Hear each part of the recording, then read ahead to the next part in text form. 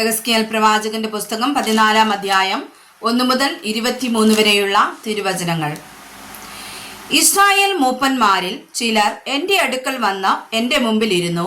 അപ്പോൾ യഹോവയുടെ അരുളപ്പാട് എനിക്കുണ്ടായതെന്തെന്നാൽ, മനുഷ്യപുത്ര, ഈ പുരുഷന്മാർ തങ്ങളുടെ വിഗ്രഹങ്ങളെ ഹൃദയത്തിൽ സ്മരിച്ച് തങ്ങളുടെ അകൃത്യഹേതു തങ്ങളുടെ മുമ്പിൽ വെച്ചിരിക്കുന്നു. അവർ ചോദിച്ചാൽ ഞാൻ ഉത്തരമരുളുമോ? അതുകൊണ്ട് നീ അവരോട് പറയേണ്ടത്, യഹോവയായ കർത്താവ് ഇപ്രകാരം അരുളി ചെയ്യുന്നു: ഇസ്രായേൽ ഗൃഹത്തിൽ തൻ്റെ വിഗ്രഹങ്ങളെ ഹൃദയത്തിൽ സ്മരിച്ചും തൻ്റെ അകൃത്യഹേതു തൻ്റെ മുമ്പിൽ വെച്ചും കൊണ്ട് പ്രവാചകന്റെ അടുക്കൽ വരുന്ന ഏവനോടും യഹോവയായ ഞാൻ തന്നെ ഇസ്രായേൽ ഗൃഹത്തെ അവരുടെ ഹൃദയത്തിൽ പിടിക്കേണ്ടതിന് അവന്റെ വിഗ്രഹങ്ങളുടെ ബാഹുല്യത്തിന് തക്കവണ്ണം ഉത്തരമരുളും. അവർ എല്ലാവരും തങ്ങളുടെ വിഗ്രഹങ്ങൾ നിമിത്തം എന്നെ വിട്ട് അകന്നിരിക്കുന്നുവല്ലോ. ആകയാൽ നീ ഇസ്രായേൽ ഗൃഹത്തോട് പറയേണ്ടത്, യഹോവയായ കർത്താവ് ഇപ്രകാരം അരുളി ചെയ്യുന്നു: നിങ്ങൾ അനുതപിച്ച നിങ്ങളുടെ വിഗ്രഹങ്ങളെ വിട്ടുതിരിവിൻ.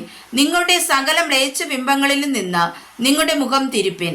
ഇസ്രായേൽ ഗൃഹങ്ങളിലും ഇസ്രായേലിൽ വന്നു പാർക്കുന്ന പരദേശികളിലും എന്നെ വിട്ടകന്ന് തൻ്റെ വിഗ്രഹങ്ങളെ ഹൃദയത്തിൽ സ്മരിച്ചും തൻ്റെ അകൃത്യഹേതു മുമ്പിൽ വെച്ചുകൊണ്ട് പ്രവാചകന്റെ അടുക്കൽ അരുളപ്പാട് ചോദിപ്പാൻ വരുന്ന ഏവനോടും യഹോവയായ ഞാൻ തന്നെ ഉത്തരമരുളും.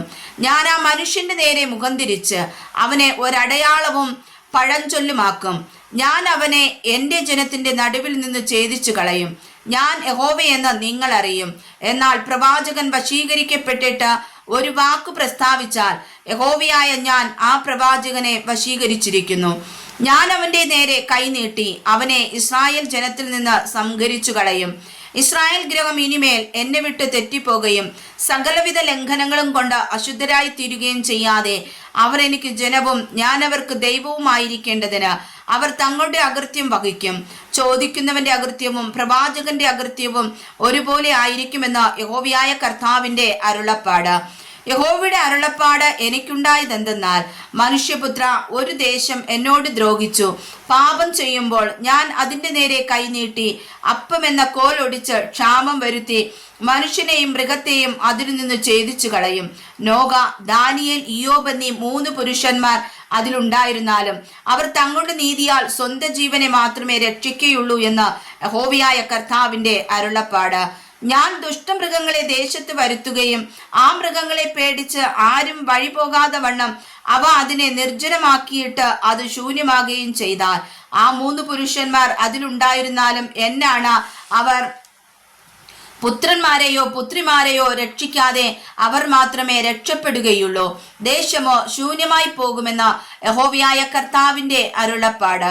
അല്ലെങ്കിൽ ഞാൻ ആ ദേശത്തിൽ വാൾ വരുത്തി വാളെ നീ ദേശത്തു കൂടി കടക്കുക എന്ന് കൽപ്പിച്ച മനുഷ്യരെയും മൃഗങ്ങളെയും അതിൽ നിന്ന് ഛേദിച്ചു കളഞ്ഞാൽ ആ 3 പുരുഷന്മാർ അതിനുണ്ടായിരുന്നാലും എന്നാണ് അവർ പുത്രന്മാരെയോ പുത്രിമാരെയോ രക്ഷിക്കാതെ അവർ മാത്രമേ രക്ഷപ്പെടുകയുള്ളൂ എന്ന് യഹോവയായ കർത്താവിന്റെ അരുളപ്പാട്.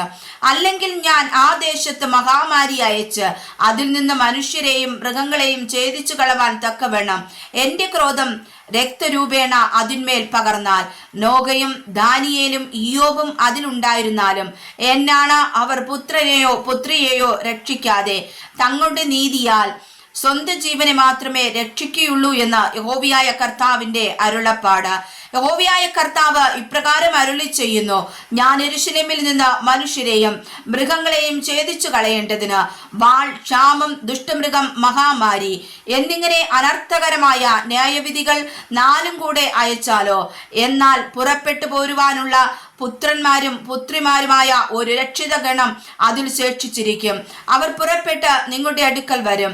നിങ്ങൾ അവരുടെ നടപ്പും പ്രവൃത്തികളും കണ്ട് ഞാൻ യെരൂശലേമിന് വരുത്തിയ അനർത്ഥവും അതിനു വരുത്തിയ സകലവും ചൊല്ലി ആശ്വാസം പ്രാപിക്കും. നിങ്ങൾ അവരുടെ നടപ്പും പ്രവൃത്തികളും കാണുമ്പോൾ നിങ്ങൾക്ക് ആശ്വാസമായിരിക്കും. ഞാൻ അതിൽ ചെയ്തിരിക്കുന്നതൊക്കെയും വെറുതെയല്ല ചെയ്തത് എന്ന് നിങ്ങൾ അറിയുമെന്ന് യഹോവയായ കർത്താവിന്റെ അരുളപ്പാട്. വായിച്ചതായ വചനങ്ങളാൽ കർത്താവ് നമ്മേവരെയും സമർത്ഥമായി അനുഗ്രഹിക്കുമാറാകട്ടെ. ആമേൻ.